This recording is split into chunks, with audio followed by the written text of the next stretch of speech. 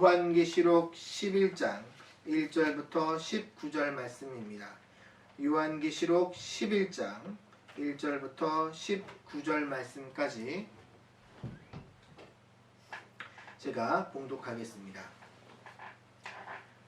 또 내게 지팡이 같은 갈대를 주며 말하기를 일어나서 하나님의 성전과 제단과 그 안에서 경비한 자들을 측량하되 성전 바깥마당은 측량하지 말고 그냥 두라.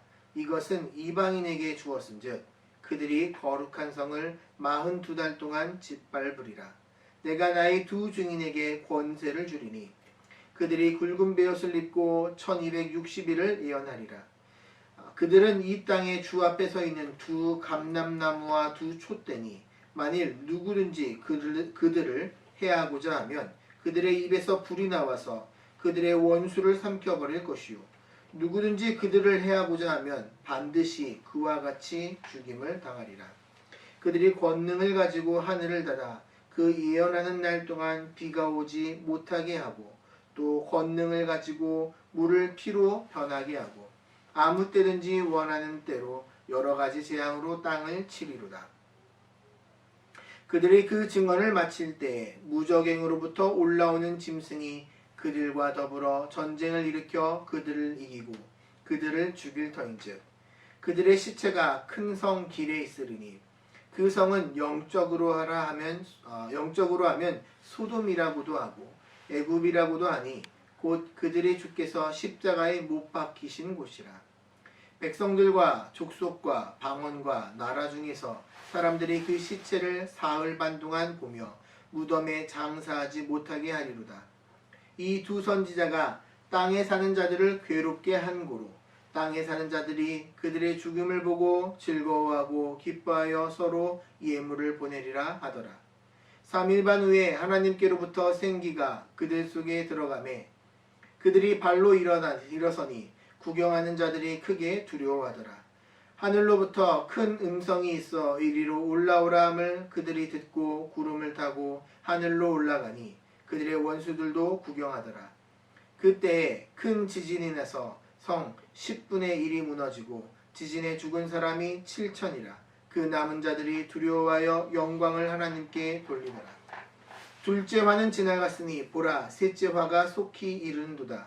일곱째 천사가 나팔을 불매 하늘에 큰 음성이 나서 이르되 세상 나라가 우리 주와 그의 그리스도의 나라가 되어 그가 세세토록 왕노릇 하시리로다 하니 하나님 앞에서 자기의 보좌에 앉아있던 24장로가 엎드려 얼굴을 땅에 대고 하나님께 경배하여 이르되 감사하옵나니 옛적에도 계셨고 지금도 계신 주 하나님 곧 전능하신 이여 친히 큰 권능을 잡으시고 왕노릇 하시도다. 이방들이 분노하며 주의 진노가 내려 죽은 자를 심판하시며 종 선지자들과 성도들과 또 작은 자든지 큰 자든지 주의 이름을 경외하는 자들에게 상 주시며 또 땅을 망하게 하는 자들을 멸망시킬 때로소이다 하더라. 이에 하늘에 있는 하나님의 성전이 열리니 성전 안에 하나님의 언약궤가 보이며 또 번개와 음성들과 우레와 지진과 큰 우박이 있더라. 아멘. 네, 오늘은 두 증인이란 제목을 가지고 하나님 말씀 증거하겠습니다. 벌써 요한계시록 11장 말씀입니다. 오늘 말씀에 들어가기에 앞서서 요한계시록의 상황을 잠깐 좀 정리하고 들어갈까 하는데요. 요한계시록은 사도 요한이 반모라는 섬에서 그 유배지하를 당하는데 이 죽음을 앞두고 있는 상황 가운데 기도와 환상 가운데 들은 말씀이 바로 요한계시록의 말씀입니다. 요한계시록은 그 당시 소아시아 7교회에게 1차적으로 전해진 말씀인데요. 이 7교회는 그 당시 소아시아에 존재했던 교회였고 또한 이 7교회는 모든 교회를 대표하는 상징성을 갖고 있습니다. 그래서 요한계시록은 그 당시 7교회에게 전해진 말씀이자 동시에 오늘날 우리에게도 전해진 하나님의 말씀이 바로 이 요한계시록입니다. 이 말씀이 전해질 때 요한과 소아시아 7교회의 상황은요, 로마 제국 도미티안 황제 아래서 이 황제 숭배를 강요당하는데 그 당시 핍박과 고난과 그리고 배교의 회유에 굉장히 많은 시달림을 당하고 있었습니다. 특히 이 로마 황제를 숭배하지 않으면 길드에 가입을 시켜주지 않으므로 경제적으로 정치적으로 매우 큰 피해를 당하고 있었습니다. 또한 이 초대교회 성도들의 기대와 다르게 주님의 재림이 늦어지는 상황이 벌어지면서 많은 성도들이 끝없는 고난에 지쳐가고 있던 상황이 바로 그 당시 상황입니다. 한마디로 이야기하면 바람 앞에 등불과 같은 상황이 이 요한계시록의 배경이 되는데요. 이런 안타까운 상황 가운데 요한은 이 말씀을 받아 이 책을 기록하게 되었습니다. 그래서 문학적으로 이 요한계시록은 서신서이자 예언서이자 그리고 묵시적 성격을 갖고 있습니다. 묵시, 또 다른 말로는 계시라고 하는데요. 헬라어로 아포칼립시스라고 합니다. 이 단어는 베일을 벗다 라는 뜻을 갖고 있는데 감추어져 있던 것을 드러내는 것을 이야기합니다. 없던 것을 새로 만들어내는 것이 아니라요. 이미 있는, 존재하고 있었지만 이 장막에 가리워 있던 것을 이 장막을 걷어내므로 역사의 전면에 드러나게 하는 것이 바로 이 묵시라는 뜻인데요. 이 묵시문학은 요한계시록은 이 묵시문학으로서 말씀을 갖고 있는 것이 아니라 궁극적으로는 좀 밝히 드러내어 모든 성도가 알게 하는 것에 그 목적이 있습니다. 이 요한계시록의 기록 목적은 1장 3절에 잘 나와 있는데요. 이 예언의 말씀을 읽는 자와 듣는 자와 그 가운데 기록한 것을 지키는 자는 복이 있나니 때가 가까우니라. 저희가 지난주 요한계시록 10장의 말씀을 보지 않았습니까? 그때도 이 주님은 요한에게 환상을 보여주며 작은 두루마리를 먹으라 그리고 권면하십니다. 그리고 그 책을 먹었더니 입에는 다르라 배에는 쓰더라 라고 이야기를 합니다. 말씀을 온전히 내 것으로 소화하는 과정이 필요하다라고 말씀을 드렸었습니다. 그리고 어떻게 해야 된다고 했나요? 선지자들이 전했던 복음을 잘 소화해내어 다시 가서 예언하라라고 부르셨다라는 것입니다. 오늘 본문 11장은 두 증인이 등장함과 동시에 10장의 내용과 이어지고 있습니다. 이 두 증인을 통해 교회가 어떻게 복음을 전해야 하는지 그리고 말씀 가운데 용기를 주고 계시는데요. 오늘 이 본문의 두 증인은 교회를 상징하는데 이 오늘 말씀을 통해 교회가 어떤 사명을 감당해야 하며 또 오늘을 우리가 어떻게 살아가야 하는지 주님이 말씀 가운데 주시는 은혜와 또 결단이 있기를 진심으로 소망합니다. 오늘 본문은 이렇게 시작합니다. 1절, 2절 말씀을 먼저 좀 읽겠습니다.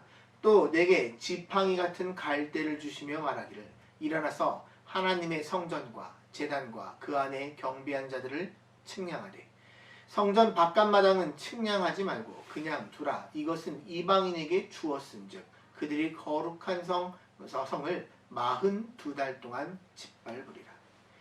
성전 측량하는 환상을 먼저 보여주시는데요. 이 측량의 도구로 갈대가 등장을 합니다. 갈대로 도대체 무슨 측량을 하나 싶은데요. 이 헬라어로 갈대라는 단어가 칼라모스라는 단어인데 갈대를 의미하기도 하지만 또 다른 뜻이 하나 더 있습니다. 바로 물건이나 건물을 재는 길고 곧은 장대를 의미하는데요. 구약에서 하나님이 성전 측량을 명령하실 때를 보면 크게 두 가지 경우가 있었습니다. 하나는 성전을 보호하실 때였고요. 또 하나는 성전을 심판하실 때 측량을 명하셨습니다. 오늘 본문에서 하나님이 측량할 것을 명하신 것은 보호의 의미를 가지고 있는데요. 성전은 크게 안에 있는 내소, 그러니까 성소와 바깥에 있는 뜰로 이루어져 있습니다. 오늘 이 본문에 등장하는 성전은 나온이라는 헬라어 단어가 사용했는데 이 성전 전체, 그러니까 뜰과 내소를 가리키는 단어는 히에론이라는 단어가 씁니다. 근데 오늘 본문에 사용된 이 나온이라는 단어는요, 뜰을 빼고 제사장, 대제사장만 들어가는 그 성소를 가리키는 단어입니다. 하나님의 안쪽 성소, 이 나온은 측량하되 바깥쪽, 그러니까 이방인의 뜰은 측량하지 못하게 두셨습니다. 이 문맥을 보고 구원받은 성도는 하나님이 자녀로 보호하시고 이 믿지 않는 불신자들은 파멸을 당할 것이라 해석하는 케이스도 굉장히 많이 있습니다. 충분히 가능한 해석입니다. 그러나 엄밀히 이야기하면 바깥뜰에 해당되는 곳도 성전에 포함되는 것들입니다. 11장을 전체적으로 좀 보면 이 두 증인과 이들에게도 핍박이 있었던 것을 본다면 좀 더 정확한 해석은 이것입니다. 성전과 제단 안에서 경배한 자들을 측량한다는 것은 신자들이 영적으로 보호되는 것을 상징하고요. 성전의 마당을 측량하지 말고 그냥 두라라고 하신 것은 영적인 보호 가운데서도 하나님의 백성들이 외적인 핍박이 있다라는 것을 말합니다. 예수를 믿는다고 무조건적으로 고난에서 자유롭지 않습니다. 제가 이번 주 한 뉴스를 봤는데요. 미국의 어떤 목사님이 코로나로 죽으셨다라는 소식을 들었습니다. 좀 굉장히 안타까웠는데, 근데 한편으로는 또 이제 생명이 안타깝지만서도 이 목사님 또한 저도 좀 약간 좀 이해가 안 갔던 것이 뭐냐면요. 이 목사님이 왜 이 코로나 때문에 죽게 되었냐면 예수를 믿는 자들은 면역력이 높아지기 때문에 코로나를 다 이길 수 있다 이러면서 대학생들이 집회하는 곳에 가서 말씀을 전하다 그곳에서 코로나를 옮겨와서 죽게 된 것을 소식을 들었습니다. 참 안타까우면서도 좀 지혜롭지 못했다라는 생각이 좀 듭니다. 여러분 이 땅에서 살아갈 때도요. 믿는 자에게 고난과 역경이 올 수 있습니다. 예수님은 우리에게 분명히 말씀하셨습니다. 요한복음 16장 33절 이것을 너희에게 이르는 것은 너희로 내 안에서 평안을 누리게 하려 함이라. 세상에서는 너희가 환난을 당하나 담대하라 내가 세상을 이기었노라. 요즘 우리가 코로나 이야기를 안 할 수가 없죠. 세계가 아주 난리입니다. 이 작은 바이러스 하나로 온 세계가 스탑되고 있는 것 같습니다. 미국은 벌써 주중에 확진자가 21만 명이 넘었다라고 하고요. 락다운도 많아지고 처음에 이 자신만만했던 이 유럽 국가들도 우리가 선진국이라 생각했던 그 나라들의 의료체계가 마비되는 것을 지금 보고 있습니다. 저는 이런 상황을 보면서 좀 하나 깨닫게 됩니다.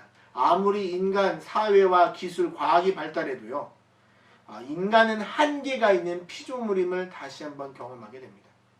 이 코로나 사태를 보면서 우리가 우리 삶의 구원자이요 내 삶의 방패가 되시는 예수님이 필요하다는 것을 다시 한번 깨달아야 된다는 겁니다. 여러분 믿는 자라고 코로나 위협에서 비껴갈 수 있습니까? 아니죠. 믿는 자도 코로나 조심해야 됩니다. 성도는 환난이 없는 세상에서 무조건 무조건 보호되는 것이 아니라 세상에서 필연적으로 환난을 당하는 자들입니다. 하지만 그 가운데 하나님은 우리의 영혼을 완전히 보호해 주시겠다 약속하셨습니다. 성경은 이 기간을 42달이라고 이야기를 하는데요. 이 42달의 기간은 요한계시록에서 고난의 기간이기도 하지만 동시에 하나님이 지켜주시는 영광의 기간이요 주님의 보호가 있는 기간입니다. 이 42달은 3년 6개월인데요. 이 히브리인들에게 3년 6개월이라는 시간은 이 완전수, 칠리, 반토막난 숫자로서 엄청난 환난과 고난을 의미하는 기간입니다. 이스라엘의 영적으로 가장 타락했을 때가 아합 왕 시절인데요. 이때가 엘리야가 활동하면서 그 기간 동안에 엄청난 가뭄이 하나님의 심판으로 왔었는데 그 기간을 3년 6개월이라 성경은 이야기합니다. 오늘 본문의 또 다른 배경이 되는 이 다니엘서 7장과 12장은 이 기간을 무엇이라 이야기하냐면 한때, 두때, 그리고 반때라고 이야기합니다. 한때는 1년을 의미하는데요. 한때, 두때, 그리고 반때는 3년 6개월의 기간입니다. 다니엘서 12장 7절 말씀. 내가 들은즉 그 세마포 옷을 입고 강물 위쪽에 있는 자가 자기의 좌우의 손을 들어 하늘을 향하여 영원히 살아계신 이를 가리켜 맹세하여 이르되 반드시 한때, 두때, 반때를 지나서 성도의 권세가 다 깨지기까지이니 그렇게 되면 이 모든 일이 다 끝나리라 하더라. 즉 42달의 기간은 요한계시록에서 갑자기 튀어나온 기간이 아니라요, 오래전부터 예언되었던 기간입니다. 이 기간은 크로노스적, 그러니까 흘러가는 자연적 기간의 42달을 의미하는 시간이 아니라 상징적인 기간인데요. 이 42달은 성전 안과 바깥마당을 구분하여 교회 공동체에 대한 하나님의 보호와 함께 세상에 의한 핍박과 고난이 이중적으로 포함되는 종말의 기간을 의미하는 시간이라고 볼 수가 있습니다. 이 복음주의자들은 이 기간을 예수 그리스도의 초림부터 다시 오는 재림까지의 기간으로 가리키는 것으로 보고 있습니다. 성경은 이 42달 동안 성도가 환난으로 인하여 넘어지는 자가 아니라 사방에서 우겨쌈을 당할지라도 끝끝내 승리하는 자가 될 것이라 약속합니다. 그 이유가 무엇이냐면 예수 그리스도께서 이미 승리하셨기 때문입니다. 요한계시록이 계속해서 증거하는 것이 예수님의 승리입니다. 지치고 낙담한 성도들에게 위로와 격려의 메시지를 주며 어린 양이신 예수 그리스도를 바라보며 따라갈 것을 촉구하는 것이 요한계시록의 메시지입니다. 그러면 이 두 증인이 누구인가 살펴보겠는데요. 본문 4절에서 이 두 증인을 두 감람나무와 두 촛대라고 비유를 합니다. 요한계시록 1장 20절을 보면 촛대는 교회를 상징하고요. 요한계시록 1장 20절 말씀을 보면 내가 본 것은 내 오른손에 7별의 비밀과 또 7 금촛대라. 7별은 7 교회의 사자요 7 촛대는 7 교회니라. 감람나무는 스가랴서 4장에서 가져온 상징인데요. 기름 부으심을 받아 활동했던 그 당시 사역자인 총독 수룹바벨과 대제사장 여호수아를 의미합니다. 계시록에서 숫자 2는 증인의 숫자라는 의미가 있습니다. 구약에서 최소한의 증거의 효력이 있으려면 증인 2명이 필요했기 때문입니다. 즉 두 감람나무와 두 촛대는 요한계시록 10장과 연결되어 의미를 부여할 수 있는데 이 책을 먹고 다시 예언하라 라고 말씀하신 주님의 부르심에 순종하여 반응한 교회가 이 두 증인입니다. 주님은 그 부르심에 순종한 교회에게 권세를 주셨습니다. 3절 말씀, 내가 나의 두 증인에게 권세를 주리니 그들이 굵은 베옷을 입고 1260일을 예언하리라. 순종하는 가운데 이들이 권세를 받았다라고 합니다. 네, 오늘 본문에 사용된 이 권세라는 단어는 사도행전에 나오는 두나미스, 그러니까 폭발적인 힘을 나타내는 단어가 아니라 엑수시아라는 단어가 사용되었습니다. 이 엑수시아라는 단어는 에크 플러스 우시아라는 단어가 합성된 단어인데요. 에크는 어디로부터, 우시아는 본질을 나타내는 단어입니다. 즉 엑수시아라는 단어는 뭐냐면 본질에서 나오는 능력, 그것을 뜻하는 단어입니다. 교회와 성도의 권세와 능력은 이 본질이신 주님께 붙어 있을 때 주어진다라는 것입니다. 주님께 순종하여 붙어 있을 때 교회와 성도는 주님의 뜻을 이루어드릴 수 있는 도구가 될 수 있다는 것이죠. 요한복음 15장 5절 말씀에 나는 포도나무요 너희는 가지라. 그가 내 안에 내가 그 안에 거하면 사람이 열매를 많이 맺나니 나를 떠나서는 너희가 아무것도 할 수 없음이라 이야기합니다. 여러분, 능력 있는 삶, 승리하는 삶의 비결은 주님으로부터 주어지는 기름 부으심을 붙잡고 있을 때 가능하다라는 것입니다. 그러면 이 두 증인이 주님께 붙잡혀서 외쳤던 내용이 무엇인가? 3절에 그 힌트가 있는데요. 굵은 베옷을 입었다라고 합니다. 베옷을 입는다라는 것은 애통함, 회개, 그런 것을 뉘우침, 이런 것을 의미하는 단어인데요. 이들이 이 옷을 입고 외친 내용이 뭐냐? 회개하여 복음을 받아들이라. 세상을 향해 주님께 돌아올 것을 외쳤다는 것입니다. 이 교회가 주님께 권세를 받아 활동한 기간이 1260일이었는데요. 이 1260일을 달수로 나누면 42달이 되고요.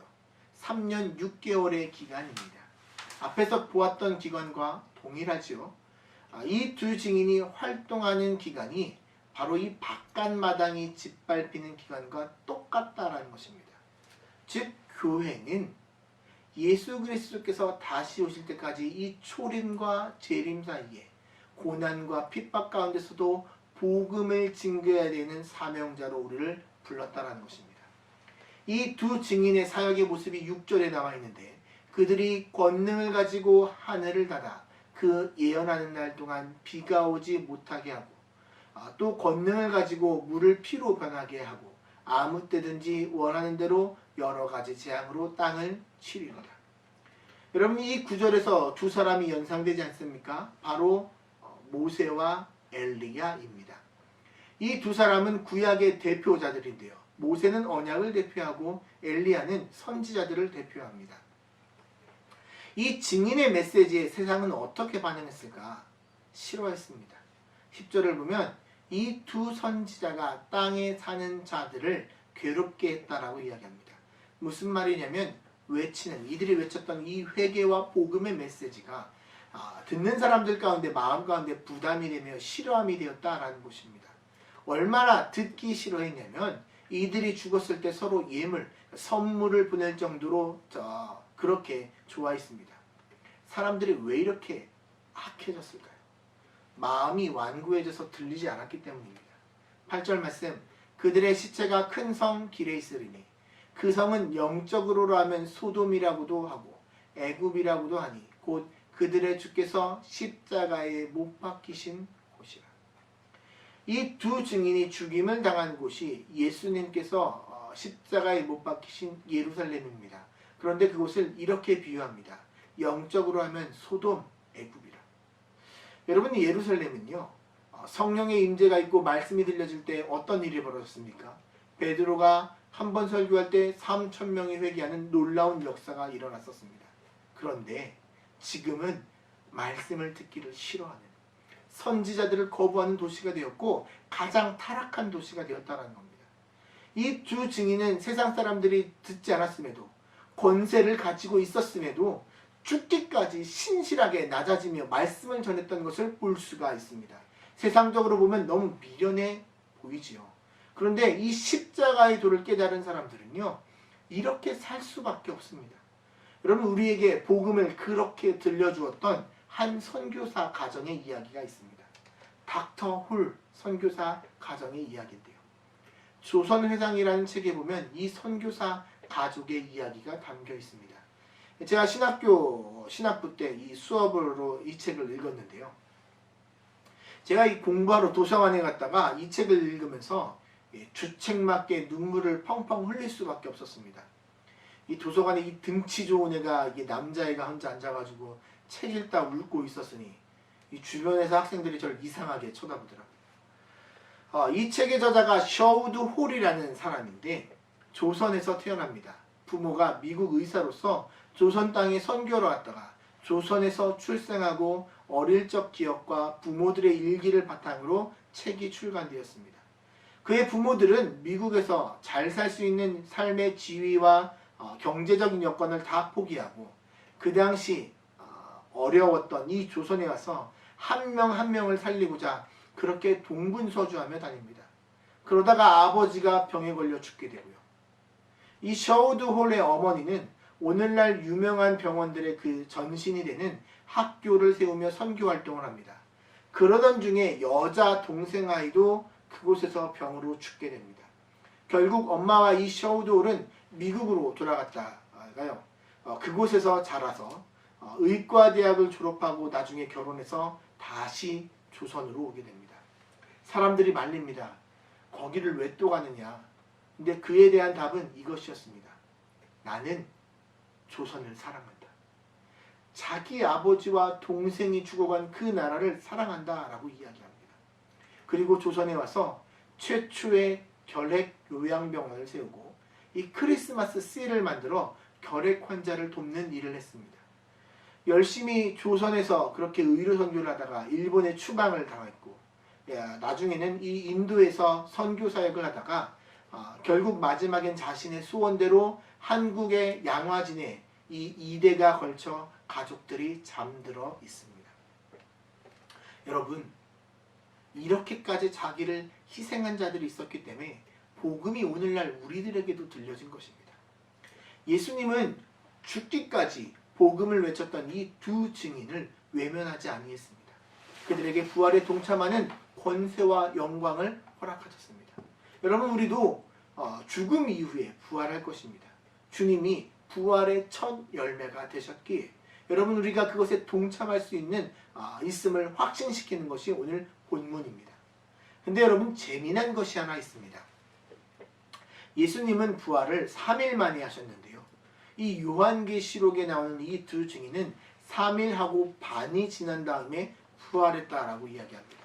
왜 차이가 이렇게 있냐?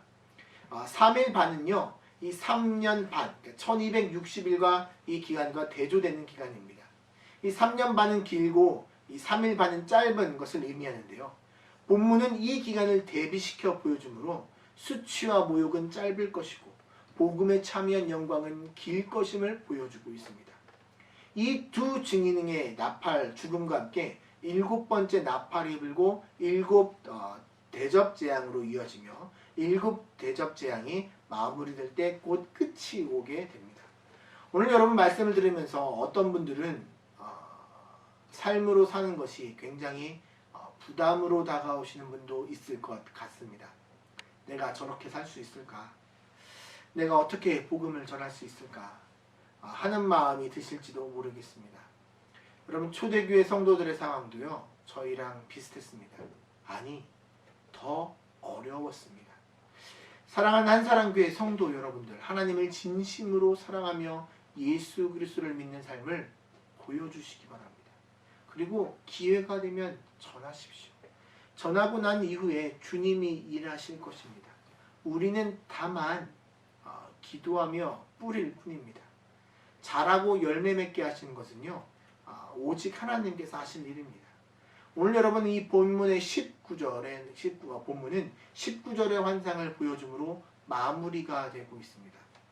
11장 19절 말씀, 이에 하늘에 있는 성전이 열리니 성전 안에 하나님의 언약궤가 보이며 또 번개와 음성들과 우레와 지진과 큰 우박이 있더라. 주님은 요한에게 이 외의 환상을 보여주며 11장을 마무리하는가 한 절이지만요, 매우 중요한 의미가 있습니다. 구약에서 언약궤는 몇 가지 의미가 있는데요. 하나님의 임재와 보호와 그리고 승리, 전쟁에서 승리를 의미합니다. 언약궤를 따라갈 때 여러분, 이스라엘 백성들은요, 승리를 누렸습니다. 요단강이 갈라졌고 여리고가 무너졌습니다. 주님은 영원한 하늘의 성전을 언약궤와 함께 보여주시면서 이 땅 가운데 어렵고 힘들지만 하나님 나라는 반드시 임할 것이며 승리할 것이며 그 약속을 다시 한번 상기시켜주고 있다는 겁니다. 그러니 용기를 잃지 말고 힘을 내라라는 겁니다. 사랑하는 우리 성도 여러분들, 주님이 임마누엘 하십니다. 다시 힘을 내어 주님을 바라보았으면 좋겠습니다. 그리하여 영적인 전투에서 우리가 승리함으로 말미암아 하나님께 칭찬받는 성도들이 되기를 진심으로 축원합니다. 히브리서 11장 6절 말씀, 믿음이 없이는 하나님을 기쁘시게 하지 못하나니 하나님께 나아가는 자는 반드시 그가 계신 것과 또한 그가 자기를 찾는 자들에게 상 주시는 이심을 믿어야 할지니라. 힘들고 어려움 가운데 저희가 있습니다. 하지만 여러분, 이 상황에서 우리가 주님을 찾았으면 좋겠습니다. 주님의 약속한 상급이 예비되어 있습니다.